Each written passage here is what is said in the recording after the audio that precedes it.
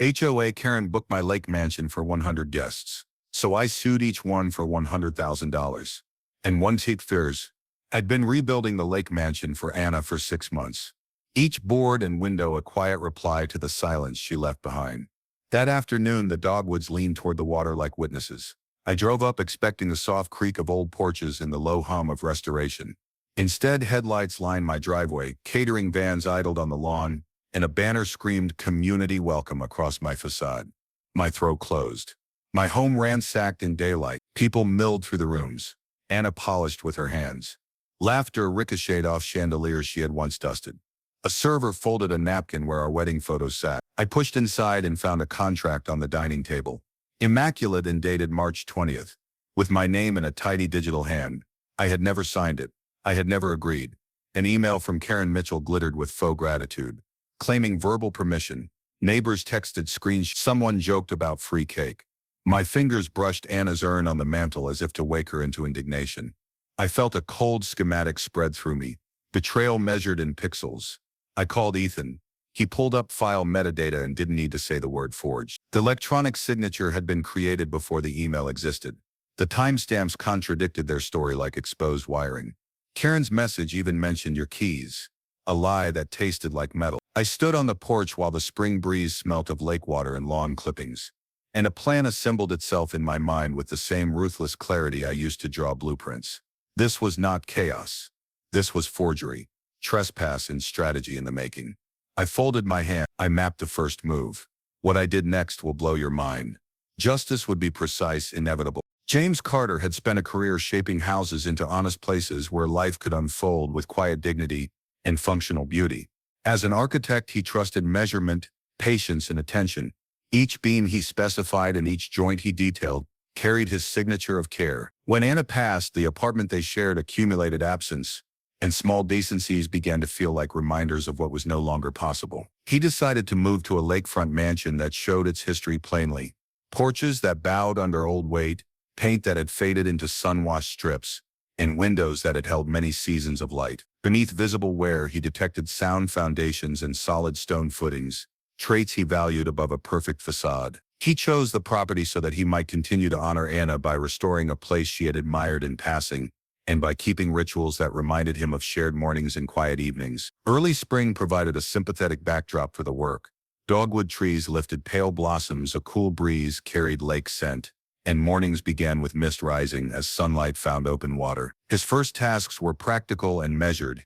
He walked every room with a pencil behind his ear, a notebook in hand, and a camera to record conditions accurately. He prioritized structural integrity before decorative choices, listing repairs in exact order so that contractors followed a clear sequence and the house remained safe during the process. On March 10th, he filed permits with the county building office and attached detailed drawings, a schedule, and a list of licensed contractors who would perform each scope of work. The clerk stamped the forms with an official seal and returned copies that he placed in a labeled accordion folder kept beside his plans. He also obtained a short-term rental license to permit occasional modest stays by family and trusted friends, while making clear in writing that large social events required prior written consent. This administrative work mattered because it generated a paper trail and established expectations that matched how he intended to use the house. Work progressed in phases over the next 6 months with attention to seasonal constraints and material availability. He began with the foundation and lower structural members, reinforcing compromised piers by installing new concrete sleeves and sistering joists where rot had weakened connections. Where termites had eaten through beams, he specified replacement timbers with comparable grain and density, and where modern reinforcement improved longevity, he concealed hardware to preserve visual character. Tradespeople respected his exacting standards because he provided clear drawings and fair compensation. He treated small teams with courtesy and expected punctuality in return. Daily routines settled into a rhythm that balanced physical labor and careful oversight. Mornings often started before dawn while mist rose from the lake and ended with plans revised by lamplight. He matched exterior finishes to historical palettes favored by the original builders and chose window glass that preserved sight lines while improving thermal performance. Inside, plaster and lath work required patient artisanship so walls could breathe and hold paint without hairline cracks returning in wet seasons. Floors were sanded and sealed, stair treads leveled, and handrails reinstalled with joints cut to fit snugly and remain true for decades. As the project revealed hidden layers, he discovered small archives from previous occupants, A pressed plant between pages, a ledger with initials and a pencil sketch tucked behind paneling. These findings deepened his sense of custodianship and influenced decisions about restoration that honored earlier lives. While accommodating present needs, he kept Anna's photograph on the mantle and left a small space free of tools and dust so that memory had a visible place during noisy days. Neighborhood rules mattered to him, and he welcomed order. The Homeowners Association published narrow windows for noisy work, limits on signage, and protocols for deliveries that respected adjacent property. He communicated with neighbors in advance of significant deliveries and posted concise notices about work hours to minimize disruption and show consideration. Contractors received written schedules and were asked to park where they would not block sight lines or impede pedestrian. He documented every transaction, saving receipts, updating insurer paperwork, and sending inspection results to the county office so the record reflected each completed milestone. A binder collected photograph sequences, permit copies, subcontractor licenses, and inspection certifications. The binder became both a practical record and personal reassurance. He updated insurance values after major structural work and attached photographs to each claim form so future questions would rest on clear evidence rather than memory. The short-term rental listing he prepared emphasized privacy, limited capacity, and strict no-event policies unless approved in writing, and he archived correspondence that confirmed those terms. Community responses varied but tended toward appreciation when work preserved character rather than erasing it. Neighbors complimented the careful restoration and thanked him for adhering to posted hours. A few welcomed the property back into a pattern of stewardship that improved the block. When unexpected repairs arose, he authorized reasonable adjustments and explained changes to adjacent homeowners, maintaining transparency and trust. Rituals kept grief present but manageable. Sundays included 2 cups of coffee on the porch where he read aloud passages Anna loved, and evenings found him testing lighting schemes with an eye toward warmth more than spectacle. He measured shadows across the parlor in late afternoon, imagining how Anna would position flowers and where she would station a chair to watch dusk settle. Those small acts threaded memory through daily life and informed aesthetic choices that favored comfort and lived in gray. 6 months of steady work left the mansion restored to a state that respected its past while functioning for modern needs. Porches returned to true line, columns regained proper proportions, and windows that had once blurred with grime now returned clear reflections of sky and trees. Systems upgraded for safety and efficiency worked quietly behind restored surfaces, and the house felt less like a project and more like a hospitable place again. He affixed a small notice beside the front gate stating that gatherings beyond ordinary occupancy required prior written consent and that his home prioritized favored privacy and neighborly peace. That statement reflected both his administrative diligence and the way he preferred to live, governed by respectful rules and clear communication. By preserving practical records and fostering courteous relations, he had created a framework where both home and community expectations aligned. The lake glinted in the late afternoon as summer advanced, and for the first time since Anna's passing, he felt a quiet steadiness settle into the restored rooms. He placed a small engraved plaque by the entry that requested written permission for events and explained that the property honored quiet enjoyment for neighbors and guests alike. He arranged storage spaces for tools so the parlor remained available for visitors and for quiet reflection, not left perpetually in mid-repair. Photographs for his rental profile emphasized calm moments by the lake rather than staged parties, and he wrote clear house rules to prevent misunderstanding. Each practical choice felt like a tiny covenant with Anna's memory, an everyday guardianship that allowed him to grieve while maintaining order. He slept better knowing boundaries and careful stewardship daily. Karen Mitchell's email arrived like stage lighting. Warm, flattering, and staged to hide intent. She praised the mansion's charm, called it ideal for a community welcome event, and described arrangements as if permission had been granted. Her tone was obliging, every sentence sugared to sound neighborly while erasing consent. I replied calmly that the house was not available, citing Anna's ashes on the mantel and my need for quiet. I asked for written confirmation before any plans proceeded. Dawn after the exchange carried ordinary lake smells, cut grass, damp wood, until my drive showed something else. Catering vans parked in a neat row, folding tables unwrapped on the lawn, banners already staked, and volunteers unloading stacks of chairs. Balloons bobbed in clumps like accidental clouds. Men in polos carried coolers, a woman taped a schedule to a lamppost. The scene felt less like neighborly joy and more like an organized operation with unnecessary ceremony. Inside, laughter echoed through rooms I had restored. A printed contract sat on the dining table, the paper crisp in a landscape of familiar objects. My name rested at the bottom in a slick electronic script, followed by the date, March 20th. Legal jargon lined the page, describing capacity, indemnity clauses, and coordination points. An electronic signature block displayed my name and a timestamp as if I had consented months earlier. I stared until the letters blurred and my pulse slowed into methodical observation. I thought of March 10th, the day I filed permits for structural work and noted limits on use. I had applied for a short-term rental license too, intentionally adding a clause forbidding events without notarized approval. I kept stamped copies in a labeled folder beside my plans. Those records were a scaffolding of intention, the administrative bones of how I intended to live. When I declined Karen's request, I had made the situation clear the house honored memory and solitude, not gatherings. Shock gave way to a cold, precise fury. Architects live by plans and proofs. Manipulation offends that mind. I walked rooms where craftsmen had matched grain patterns, where plaster had been repaired by hands I trusted, and where window panes returned clear reflections of the lake. A child darted near the mantel and nearly knocked into Anna's urn. I steadied the small vessel with my palm and felt every rule I had set being trampled by casual assumptions. I rang Karen. Her voice was breezy, practiced to sound casual. She spoke of tradition and community spirit as if those phrases could replace consent. She said the HOA had coordinated details, implying an understanding between parties. When I asked for proof, she evaded specifics, offering instead a soft laugh and an insistence that neighbors were pleased. It was the kind of non-answer designed to close dialogue and steer consequences elsewhere. Ethan, my nephew, arrived with laptop in hand. He is methodical in a way that complements my own compulsions. Where I see structure, he reads signals. He examined the printed contract and coached me on next steps for sourcing original files from HOA servers. He pointed out visible irregularities, font inconsistencies, and odd line spacing, but also explained how metadata could reveal creation and modification history. A forged signature can be manufactured, he said, but manipulations leave traces for those who know how to look. Neighbors reacted in different measures. Some smiled politely and turned away when they saw my expression. Others asked questions wrapped in sympathy. An HOA volunteer approached with a stack of programs and an apologetic smile. She believed this was a proper community event. The treasurer circulated a flyer that framed the gathering as civic-minded. Children ran with paper crowns, old friends hugged near the dock, and the tableau resembled a neighborhood program's morning until the details hardened into betrayal. I paced the corridor lit by the late spring sun and reviewed my permit folder.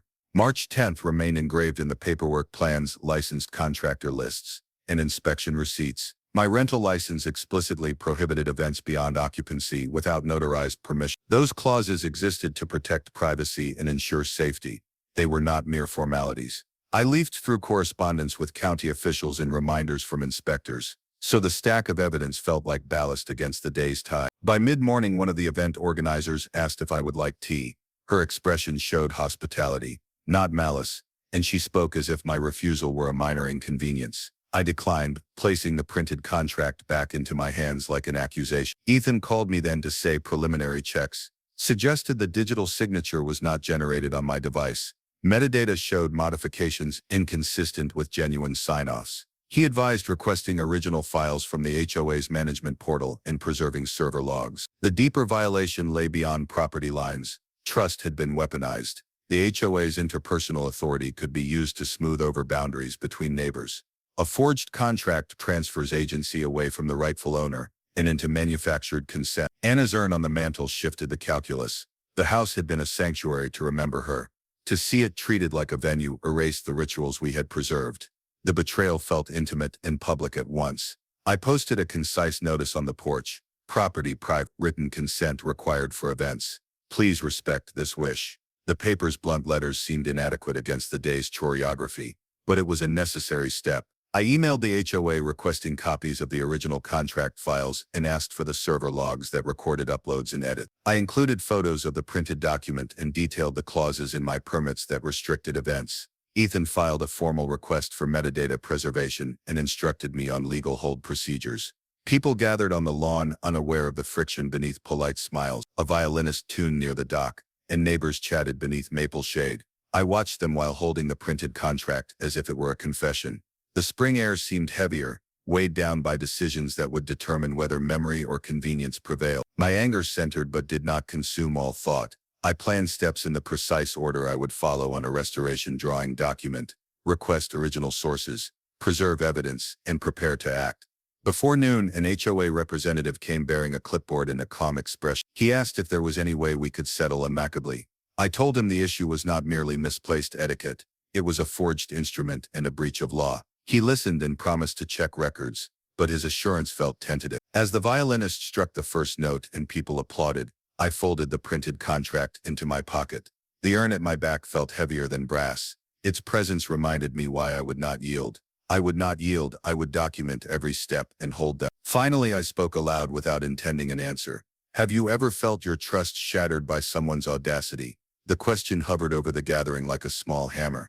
It was a private plea and a public challenge, an invitation to witness how civility can be bent into trespass. The response would shape what came next. James closed the iron gate with a decisive click that felt formal, like signing a small covenant with the property he had rebuilt for memory and solace. He paused on the gravel, palms resting on cold metal, and watched strangers rearrange the lawn into a venue. Servers in matching polos, tents rising like temporary architecture, and folding chairs multiplied in neat rows. Crates were opened, linen stacks unfolded, and a banner declaring "Community Welcome" flapped above a parlor window he had spent months restoring. A young woman hammered stakes, a boy darted past balancing paper plates, and the ritual of an event assembled with professional calm. One of the caterers stepped forward and produced a tablet. The screen displayed an email from Karen Mitchell and a preview of a contract bearing an electronic signature and a date of April 12th. The sight of his name in that sleek font chilled him in a way a sudden draft never had. He read the message aloud to himself, noting the honeyed gratitude in Karen's tone and the legalese that pretended to replace consent. He told the man without drama that permission had not been granted and that the house remained private. The man shrugged, gestured toward the activity as if presence converted assumption into right, and returned to his tasks. James asked calmly for the original authorization and for a copy of any paperwork that supported the claim. The volunteer promised to fetch it and kept busy instead. News traveled quickly. Neighbors stepped onto porches. A few sent concerned texts, and a small crowd collected at the curb to watch decor being set against the long backdrop of the lake. James called Ethan and explained the situation in measured sentences. Within minutes, Ethan arrived carrying a laptop, cables, and an expression suited to quiet technical work. He settled at the dining table and began probing digital traces with a discipline that mirrored James's own approach to structure. Ethan extracted the contract file and inspected metadata, creation and modification timestamps, device fingerprints, and edit histories. He pointed out that the file's internal stamps did not align with the email's transmission header and that certain fields showed edits from machines unconnected to James's accounts. The pattern read like a blueprint of intent. Someone had prepared documents in advance and then published them under the HOA's communal imprimatur. An HOA representative appeared, clipboard in hand, wearing a practiced calm that failed to soften the businesslike notice he produced. The association asserted that board members had coordinated a community welcome event and implied that verbal arrangements had been reached. James presented his permits stamped March 10th and his short-term rental license, each carrying explicit clauses that forbade events without notarized consent. He explained the restrictions slowly, so there would be no room for misinterpretation. The representative's smile thinned, and he promised to verify records, but his promise felt skeletal beside the immediate reality of trucks and the clink of glasses. Karen called and framed the gathering as neighborly healing. She spoke in a tone that mixed praise and persuasion, until James reminded her that Anna's ashes rested on the mantel and that solitude, not spectacle, had been his promise to memory. Her reply hardened into dismissal. She labeled his stance selfish and insisted that the community deserved to gather, transforming a refusal into an indictment. The accusation landed like a pebble dropped into a still basin, small but capable of producing ripples of doubt among those who preferred easy explanation. Before dusk, the HOA circulated a formal notice declaring a $2,000 daily fine for alleged noncompliance, citing a supposed verbal agreement and warning of enforcement if cooperation did not follow. The letter attempted to translate a neighborly dispute into financial coercion. The number felt calibrated to intimidate rather than to mediate. James cataloged the claims and asked Ethan to preserve every relevant digital trace. Evidence collection began with plain mechanics, photographing the printed contract, capturing email headers, copying permits, and taking statements from neighbors who had observed no prior discussion, consenting to use of the property. Lucas, an electrician friend who knew the house's wiring intimately, inspected the garage panel after James mentioned an unverified rumor that someone had attempted to meddle with the supply. Lucas found recent, inelegant interference around a junction box and warned that such tampering could amount to sabotage rather than mere negligence. The possibility that essential services might be compromised reframed the situation from an invasion of privacy to a potential safety risk. James avoided impulse. He planned like a builder confronted by a structural fault: identify, secure, document, and then repair. He posted a firm notice beside the gated entry stating that written consent was required for events, and that unauthorized gatherings would be subject to legal challenge. The paper's blunt lettering felt inadequate against unfolding choreography, but it established another layer of record. Neighbors reacted in varied ways. Some left supportive notes tucked beneath the gate hardware. Others worried aloud about rising tensions and the potential for costly litigation. Ethan recommended filing a preservation demand with the HOA and advised immediate counsel engagement to prepare for injunctive relief in claims related to forgery and trespass. He compiled metadata reports showing creation and last modification dates that preceded the email IP traces, suggesting edits from external accounts, and encoding anomalies consistent with document manipulation. He also showed James how to hash files and maintain a chain of custody so later filings would rest on admissible proof rather than memory. As twilight deepened, warm breezes carried the scent of cut grass and distant jasmine, and the mansion's columns cast long, patient shadows. James moved through rooms that smelt faintly of lemon cleaner and coffee, thinking of Anna folding cloths and the quiet domestic rituals that had anchored their life. The intrusion into those rituals made the legal affront feel intimate and personal. Rather than erupting, he fortified. Lucas installed a concealed backup power source to guard against mysterious outages, and Ethan tucked a small camera near the electrical enclosure to record any later interference. James compiled notarized witness statements from neighbors who could attest that no preliminary board meeting had included his consent, and he recorded call logs and transcriptions of Karen's messages to create an unbroken timeline. The HOA escalated its posture, publishing a glossy flyer that framed James as obstructionist and urging neighbors to appreciate communal priorities.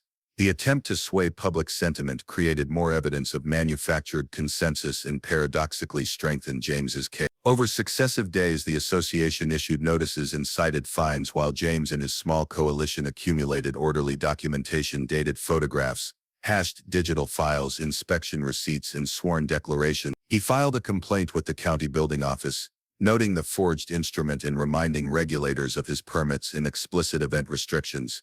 Through methodical steps, he converted vulnerability into defense, trading raw hurt for coordinated action. The lake continued to reflect sky and blossom, indifferent to local authority dramas, and dogwoods kept blooming even as human contrivances strained around their roots. By securing boundaries, preserving evidence, and engaging legal counsel, James turned an act of audacity into a contest governed by facts rather than rumors. His patience became the instrument of justice. James moved with the deliberate calm of a man trained to translate disorder into form, preferring blueprints to outbursts and evidence to rumor. He refused theatrics and chose procedure. Document, authenticate, preserve. The security cameras he had installed for safety became impartial witnesses, their recordings showing routine deliveries, gardeners, and a single neighbor crossing the lane, but no HOA representative approaching before the contested communication appeared. He exported each clip, labeled files with precise timestamps and short explanatory notes, and created multiple verified copies stored on separate devices to avoid accidental loss. He reviewed camera angles to confirm sight lines and to rule out any plausible moment when a board member could have entered undetected, then cataloged the frames sequentially so the footage could be presented as an unbroken timeline. From digital sources, he moved to physical exhibits. The printed contract was sealed in archival sleeves, photographed under consistent lighting for a verifiable image record, and attached to a numbered exhibit sheet with an index entry describing provenance. He gathered delivery receipts from caterers, logged license plate numbers seen in footage, and obtained statements from workers who remembered arrival times and the sequence of setup tasks. He recorded ambient audio from the morning of the intrusion to corroborate movement and voices captured on video, creating an integrated record that aligned sound with image. Every physical trace received a descriptive label and a chain of custody note recording who handled the item and when, reducing opportunities for later dispute about authenticity. James organized a binder with the kind of precision he once applied to construction drawings, tabbing and labeling sections for permits, rental licenses, correspondence, footage indices, witness declarations, technical reports, and a clear chronology. He affixed photocopies of the March 10th permits and annotated critical clauses forbidding events without notarized consent, underlining language that protected privacy and limited capacity. Digital exhibits were hashed, and printed hash manifests were attached to their corresponding paper records, so electronic files could be verified against physical printouts in any review. His nephew Ethan, a methodical paralegal, became an indispensable collaborator, extracting metadata from the contested document and identifying internal timestamps, inconsistent with the HOA's later email headers. Ethan translated technical anomalies into courtroom-friendly explanations, demonstrating device fingerprints, edit histories, and header irregularities in plain English, so non-technical reviewers could follow the chain of edit. James sought legal counsel as an extension of his method rather than as a concession,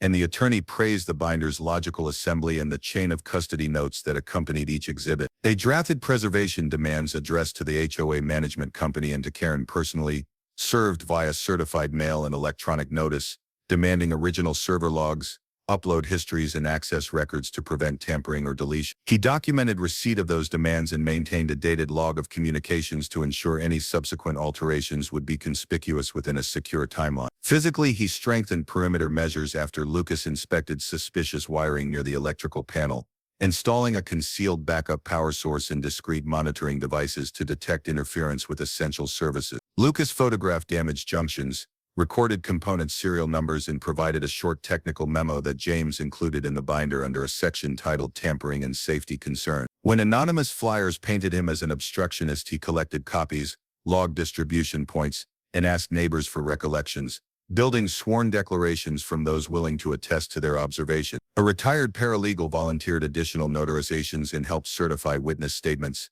A librarian lent archival sleeves, and local counsel offered limited pro bono review of pleading drafts, turning neighborhood resources into procedural support. James coordinated contributions like a project manager. He assigned clear roles, set deadlines, and insisted on consistent file naming and storage protocols to prevent confusion during rapid exchanges of evidence. He set up a secure encrypted repository accessible only to counsel and designated contacts, and he maintained a duplicate set of physical exhibits in a locked cabinet to preserve material integrity. Every day, he added dated entries to a ledger-style journal that paired photographic evidence with concise observations, dates, times, witness names, and file hashes, avoiding conjecture and sticking to provable fact. He preserved Anna's memory within this structure by including one photograph with a note explaining her significance to us and to the motive, not as a spectacle but to contextualize why privacy mattered. James avoided sensational disclosure of personal items while ensuring the record explained why gatherings violated expressed wishes and established permits. Dignity and evidence coexisted without contradiction. He rehearsed presentations as he once rehearsed site meetings, arranging exhibits so each piece supported the next and creating plain English summaries that translated technical reports into readable narratives for judges and mediators. He prepared a timeline poster juxtaposing the printed contract's internal timestamps against camera sequences showing no HOA approach prior to the document's date, a visual argument converting metadata into an accessible claim. He created index sheets to guide reviewers through footage sequences, and he labeled each clip with succinct descriptors that framed context without editorializing. Ethan produced a 2-page memo summarizing metadata anomalies and device linkages, and James appended a short glossary to help non-technical readers understand terms like hash, header, and fingerprint without losing nuance. While the process consumed daylight hours, he preserved neighborly civility in the evenings, posting a concise notice by the gate that reiterated written consent requirements and explained that preservation requests had been issued to prevent evidence loss. He answered anxious calls calmly, reassuring concerned neighbors that order, not vengeance, governed his actions, and he coordinated with county inspectors to review permit statuses and document compliance. James treated every step as a piece of restorative work.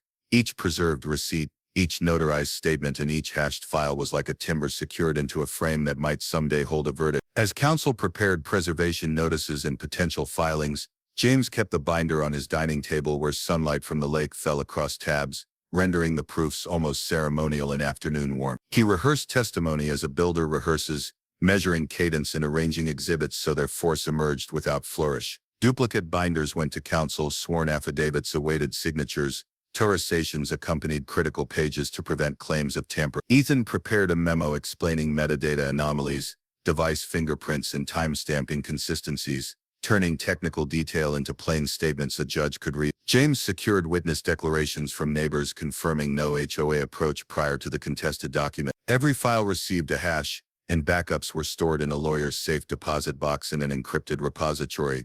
At night, he cataloged motives beside Anna's photograph, noting that privacy, memory, and lawful process guided each step. He did not seek revenge but restoration. On the final index, he wrote a prompt to focus reviewers. Have you ever had to stand your ground against a bully? That quiet question served as an appeal and anchor, concentrating clarity into procedural proof. He handed the organized binder to counsel as a blueprint for recovery, urging reviewers to weigh facts over rumor and to recognize that always a home is refuge and community, not a stage for manufactured consent. Prepared and patient, he waited for the next procedural move, trusting that structure would carry the day. James discovered a glossy flyer slipped beneath the porch mat, its surface too polished to be accidental. The headline calling him uncooperative and the copy praising community spirit, with a roster of smiling neighbors and scripted endorsements. The same leaflet appeared in every mailbox on the block the next morning, with identical folds and inked persuasion, as if a press run had been ordered to manufacture consent. Each pamphlet rehearsed a narrative that framed solitude as obstruction and communal gatherings as civic duty, nudging polite residents toward a view that favored spectacle over private boundaries. The printed campaign felt organized rather than spontaneous, and neighbors who had only minutes earlier waved palely now carried copies like invitations to judge. That evening, the garage camera provided a different sort of evidence, one that converted rumor into a prosecutable concern. Two men approached the service door under dusk's thinning light, their steps quick and practiced, tools slung in canvas bags. Greg, the HOA treasurer, followed, shoulders set as if accustomed to ordering tasks. He hushed his companions and muttered a phrase that the recording captured plainly. Karen will lose it if we don't cut the power. The men pried at the panel with gloved hands while Greg watched, his face a study in impatient resolve. James watched the footage 3 times, pausing frames like an architect studying plan lines for faults, and when he froze on an image showing a scraped clamp, he felt the cold logic of deliberate interference. He called Lucas, the electrician who had worked on the restoration, and within an hour Lucas stood in the garage with a lamp and an assessing gaze. Lucas inspected screw heads that bore fresh marks, photographed abrasion patterns, and identified gouges that matched tools of the kind used by professional crews rather than casual intruders. He cataloged component serial numbers and recorded the sequence of alterations, then suggested immediate protective upgrades to prevent dangerous outages as well as further tampering. Together they designed a discrete backup solution, a solar array hidden beneath a storage bay and wired to essential circuits through a failover relay, engineered to engage automatically if the main feed faltered. The backup unit sat on corrosion-resistant brackets, its housing bolted behind tamper-proof plates, and Lucas installed a small sensor that would alert James and counsel if someone attempted disconnection. To complement the physical shield, Lucas mounted a tiny USB camera focused on the electric enclosure and routed its footage to an encrypted local drive, creating an unobtrusive watchman that would not alarm neighbors but would record anyone who approached the panel again. After securing infrastructure, James shifted to connecting dots between printed propaganda and physical meddling. He obtained vendor receipts from contractors active that week and compared delivery timestamps to his camera logs, finding overlaps that suggested outside hands near the service route at suspicious hours. He interviewed a landscaper who recalled seeing 2 unfamiliar men near the back lane the afternoon before flyers arrived, and a delivery driver admitted unloading crates near Greg's property. James requested HOA minutes and scanned recent emails comparing signatures and approvals against vendor contracts. Discrepancies emerged like misaligned joints in a poorly executed remodel. Meanwhile, Karen attempted to deflect scrutiny with a carefully worded email that invoked unity and proposed mediation, a move calculated to shift public mood while avoiding direct answers about vendor approvals and document origin. Her tone offered reconciliation but failed to address timestamps or camera evidence. The veneer of calm could not mask that administrative traces did not match her narrative. Counsel advised immediate preservation demands, and James served formal notices to the HOA management company and to individuals implicated by transaction records, warning that alteration or deletion of records would carry legal consequences. He filed a report with local authorities describing attempts to interfere with essential services and requested patrols while detectives photographed Lucas's photographs and logged serial numbers from damaged components. The detective confirmed the marks on junctions were recent and that a formal report would document potential criminal tampering, a development that shifted neighbors from bemused spectators to concerned witnesses. As the matter unfolded, public sentiment cooled. Polite chats over fences took on a wary tone and some neighbors left quiet notes of support beneath gate latches, while others fretted aloud about the risk of costly litigation. James limited public commentary to brief notices posted near the entry reminding visitors that written consent governed events and that unauthorized activity would be recorded and reported rather than endured. He coordinated with county inspectors to verify permit status and to document compliance with building codes,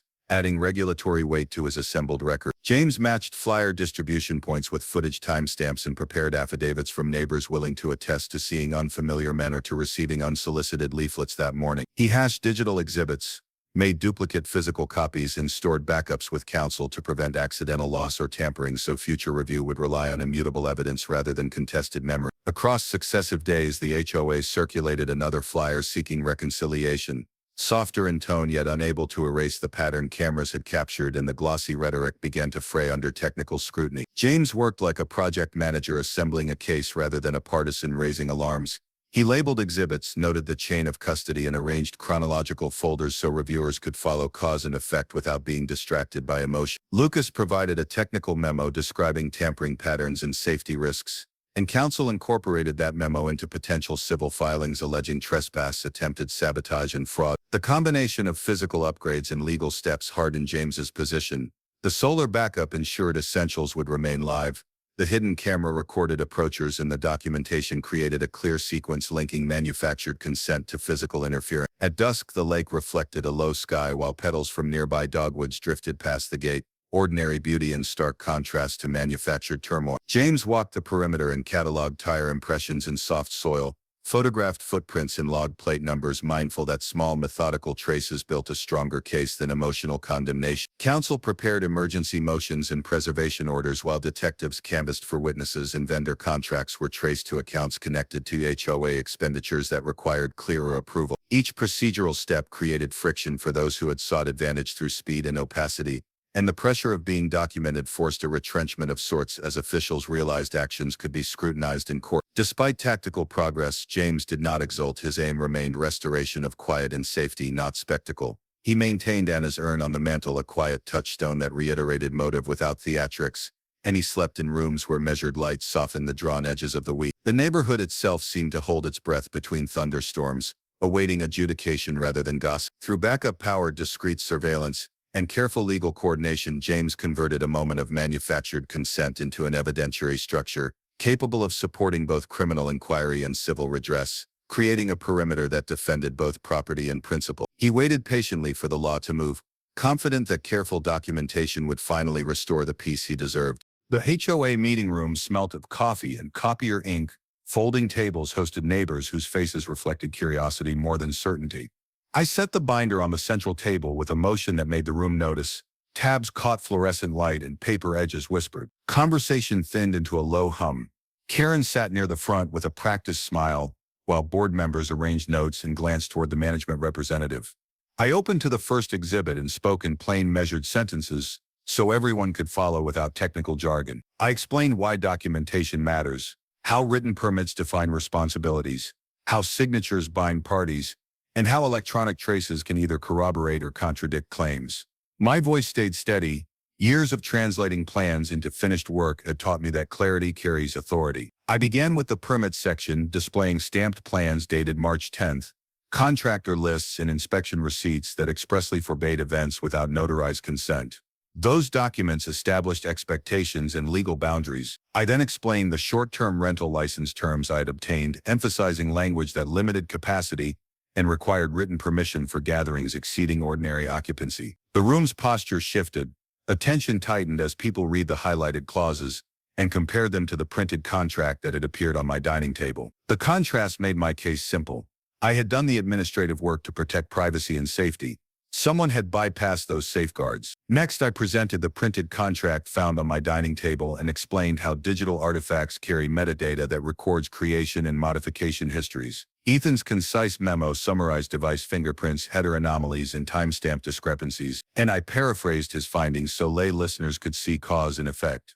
Certain internal timestamps on the contested file predated the email announcing the event, and transmission headers placed the announcement later, suggesting prepared documents published after the fact. I emphasized that metadata does not lie. It maps sequence the way a blueprint maps structure. When I passed copies of the glossy flyer to the nearest neighbors, murmurs rose. The leaflet's polished design, identical copies in multiple mailboxes, and distribution patterns implied coordinated messaging rather than spontaneous goodwill. I pointed to distribution points matched to camera logs and noted how manufactured narratives can precede or shape community perception. A board member asked directly whether any minutes documented a vote authorizing the event. No minutes did. Absence of formal approval mattered, because decisions affecting private dwellings require recorded authorization, especially when liability and safety are implicated. Karen responded with a script about community healing and informal understanding. Her cadence attempted to translate charm into exculpation, but timestamps and server logs rendered charm insufficient. I asked her to explain who authorized vendor contracts and to produce meeting minutes reflecting consent. She faltered and offered vague references to casual conversation. The management representative offered to review servers, and Ethan had already issued a preservation demand to prevent deletion or alteration. The room listened as technical procedure met administrative gaps. Words like verification and chain of custody moved from abstract terms into practical priorities. I presented Lucas's technical memo and photos of the electrical panel showing recent tampering. The garage camera clip that captured Greg and two men near the service box played. Greg's voice, caught plainly, matched prior notations about pressure to cut the power. The detective's preliminary report and Lucas's signed inspection provided corroborating evidence, shifting suspicion from rumor to prosecutable concern. Faces in the room changed when audio played. A neighbor who had favored the planned gathering earlier now stared without the easy smile of someone who assumed good faith. Questions about the $2,000 fine arose. I showed the association's notice and contrasted it with legal requirements for enforcement. Without documented authority or a proper vote, fines lack solid footing and risk exposing the board to counterclaims. A legal advisor in attendance noted that coercive notices should follow transparent procedure and that failing to adhere to recorded governance invites liability. The advisor requested copies of the preservation demands and suggested expedited access to server logs, so independent auditors could verify upload origins and edit history. As I moved through exhibits, I emphasized chain of custody.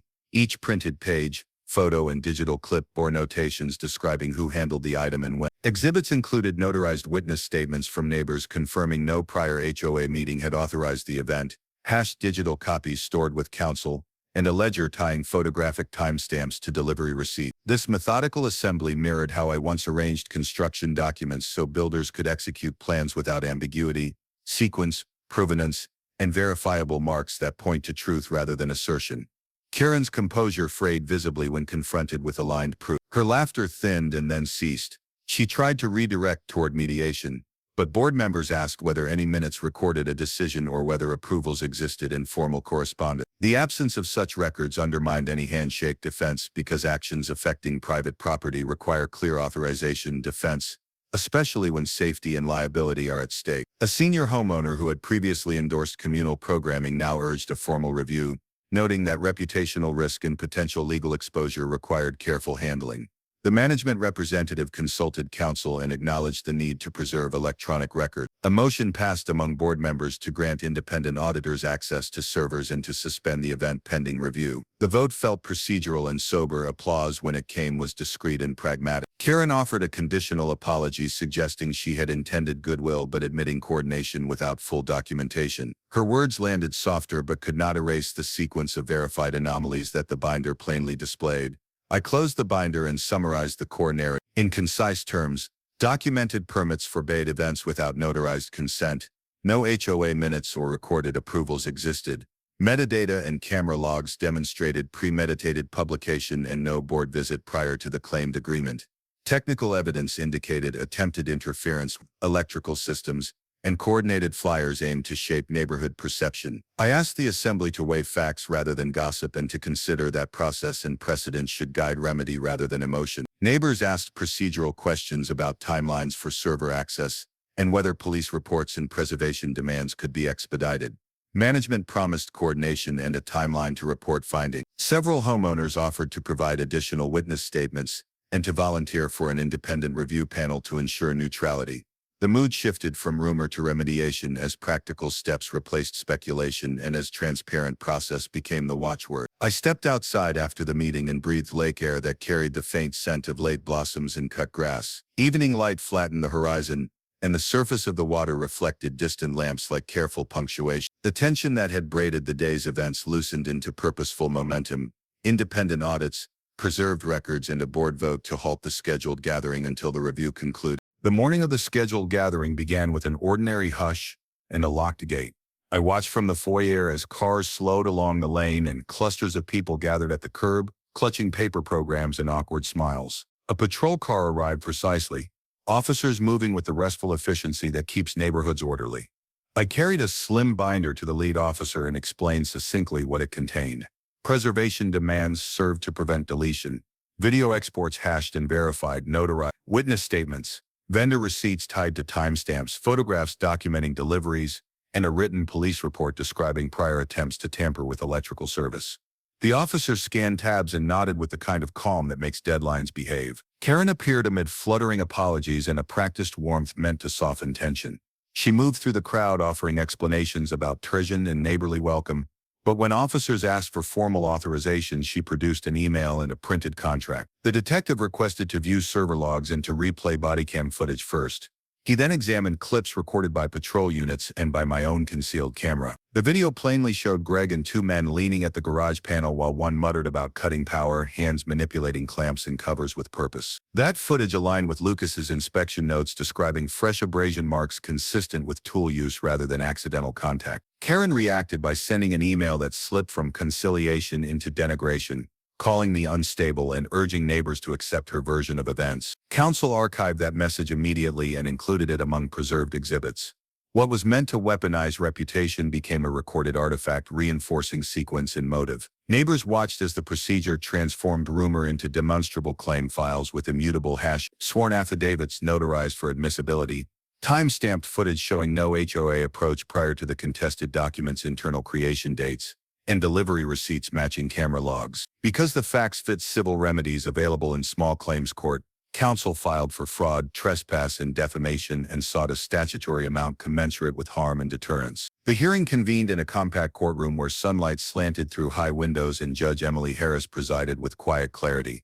Counsel presented exhibits in an orderly fashion so the judge could follow the sequence without technical detours. Ethan summarized metadata anomalies plainly, creation dates embedded in the contested file, antedated transmission headers. Device fingerprints did not link to my accounts, and edit histories bore traces of external accounts. Lucas described physical interference. The detective described approach patterns captured on multiple cameras. Each exhibit fit into a coherent chain. Judge Harris reviewed chain of custody entries and hash manifests, listened to concise witness testimony, and examined technical memos describing tampering at the service enclosure. Her deliberation required minutes rather than hours. After careful consideration, she announced judgment she found for the plaintiff and awarded $100,000 for fraud, trespass, and defamation, issuing the decision in under 5 minutes while clerks recorded directives to effectuate remedies. The order included removal of defamatory postings, publication of corrective language, and directions to preserve contested electronic records for further review. Following the ruling, administrative steps unfolded predictably. Independent auditors copied server histories, management companies initiated internal governance reviews, and the board convened emergency sessions to rewrite bylaws emphasizing notarized consent for events exceeding ordinary occupancy. The detective continued a parallel inquiry into attempted tampering, forwarding technical evidence to county prosecutors for review.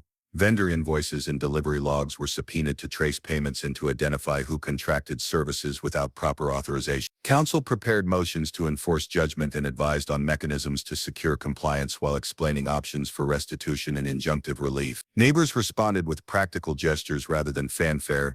Some left potted plants at the gate, while others volunteered to replace a broken shutter or to clear gutters. Community volunteers organized a roster to assist neighbors with maintenance needs and to monitor adherence to the new transparency measures. The management company committed to staff training about records retention and decision documentation, recognizing that procedural gaps had allowed the manufacture of apparent consents. Vendors were instructed to require recorded authorization before performing work that might impact private property, and a local mediator offered pro bono sessions to help the board implement clearer communication protocols. Returning home after the hearing, I found the lake silvered by late light reflections broken into bright fragments. Anna's urn rested where I had placed it months before. I dusted the mantle and sat for a long time watching water move against the dock. The award did not repair absence, but it reinstated parameters that allowed mourning without spectacle. Quiet routines regained traction. Neighbors asked before dropping off plants, Contractors answered written schedules and meeting minutes became public records rather than private assumptions. Practical restoration allowed ordinary rituals to continue without fear that a manufactured consensus could override consent. Over the following weeks, the association amended bylaws to require notarized approvals for exceptions, established a digital retention policy to prevent spoliation, and engaged an independent firm to audit communication. Board members accepted responsibility for governance failures and adopted clearer channels for approving communal activities. Local coverage treated the judgment less as a scandal than as a cautionary tale about governance and record-keeping. Journalists emphasized reforms rather than salacious details. The detective's referral for further criminal review remained pending as prosecutors examined vendor chains and payment records for signs of coordination beyond casual error. James sat on the weathered dock with a rod balanced across his knees, the lake folding light like a slow apology. Spring air moved through budding branches and carried the soft scent of cut grass, while dogwood petals drifted across the surface like pale boats. He cast once, watched the float tremble, and let the rhythm of waiting settle a mind that had been busy with filings, motions, and witness statements. The long work of proof had done its quiet work. Notarized consent rules now guided neighborhood gatherings, and Lucas, newly elected president, had helped put procedures in place that required recorded authorization for any event beyond ordinary occupancy. He thought of Anna as he adjusted the reel, remembering how she had tied a scrap of ribbon to a broom and laughed until the kitchen seemed to grin.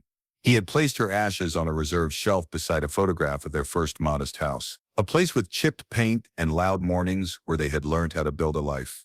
The bookshelf caught late light and held a small brass plaque he had ordered. In memory Anna, a private sign, not a spectacle. Neighbors approached differently now. Some still offered apologies for the disruption the dispute had caused. Others brought practical help, mowing, gutter cleaning, even a friendly check on smoke detectors. Younger residents volunteered to help archive HOA records, demonstrating how to notarize forms and to preserve email headers so that future requests would be transparent and traceable. James accepted these small gestures with quiet thanks, aware that restoration required both formal remedy and neighborly repair. Fishing taught him the patient arts in ways paperwork had not. He watched the float, felt a pull, set the hook with a calm hand, and found a small satisfaction in measured attention rather than in rhetoric. He told soft stories aloud that he had not spoken in months, about Anna folding towels, about a tiny kitchen where they had burnt a first roast, and laughed together. Small narratives that fit beside the physical work of rebuilding. Evenings brought community instruction in the hall, where Lucas and volunteers explained how records act as civic scaffolding, how to request server logs, how to notarize consent, and how to ensure vendor contracts matched recorded approvals. People attended with pastries and questions. They practiced filling forms so future actions would follow a clear trail rather than informal assumptions. Those pragmatic sessions changed the tenor of conversation. Neighbors began arranging visits by date and time rather than by assumption, which felt like a modest safeguard for domestic peace. A young couple returned a packet of houseplants and asked if they might join him for tea the following Sunday. They had read the bylaws and wanted to do things properly. He agreed and set an extra cup on the counter, arranging chairs to face the lake because he knew Anna would have liked that view. The boat at the dock rocked with a steady patience, and the line in the water seemed to braid with that calm, carrying off small ripples until they vanished. Months after the judgment, the county paper ran a short piece about reforms focusing on governance and records rather than gossip. The coverage emphasized vendor audits, bylaws rewritten to require notarized approvals, and a management company that instituted stronger retention policies for electronic communication. Ordinary coverage felt like an ally for repair because it shifted attention from scandal to process and helped neighbors move from reaction to organized prevention. He kept a compact folder of final motions and certificates on the kitchen table and reviewed them with a domestic reverence. The clerk's stamp on the bylaw amendment, the management company's updated workflow, and the vendor receipts paired with notarized authorization. Those mundane confirmations felt like small, durable victories, little plaques across bureaucracy that kept improvised coercion at bay. In quiet moments, he reflected on the strange alchemy by which careful procedure translated injury into remedy, preserving footage, hashing files, insisting on chain of custody, and assembling sworn statements had turned a raw violation into an enforceable remedy. The monetary award deterred reckless behavior, but the deeper satisfaction lay in restoring trust in the process and in making governance legible so private homes would not be flattened by manufactured consents. Anna's urn remained in its place, and the photograph of their first home sat opposite it, a private conversation between past and present. He sometimes placed a small sprig on the shelf or lit a tiny lamp in the evening as if to keep vigil without spectacle. Memory, he learnt, required attention, and small domestic ritual rather than performance. One afternoon, a neighbor offered to help repaint the gate, and together they sanded, applied primer, and talked about grandchildren and recipes. Working with neighbors mended more than wood. It rebuilt civility that paperwork alone could not restore. The gate now bore a modest plaque outlining consent steps and a contact for notarized requests. The sign felt both functional and respectful, a tactile boundary that reminded visitors of the agreed process. Spring deep, and the community organized a volunteer weekend to clear trails and plant native shrubs along the shoreline. James lent tools and taught a young volunteer how to position saplings so roots would have room to grow, explaining in plain terms like a teacher showing a novice how to read grain direction. The event required prior written approval, and the roster confirmed that procedure, not assumption, governed activity. They shared sandwiches on the dock beneath dogwood blossoms and laughed in measured doses that felt like progress. At dusk, he sat with tea and a compact binder of final motions, the clerk's certificate marking the board's bylaw changes beside the management company's updated protocols. Vendors now required recorded authorization, and digital receipts were cross-checked against notarized forms. Those administrative confirmations made quiet things possible again.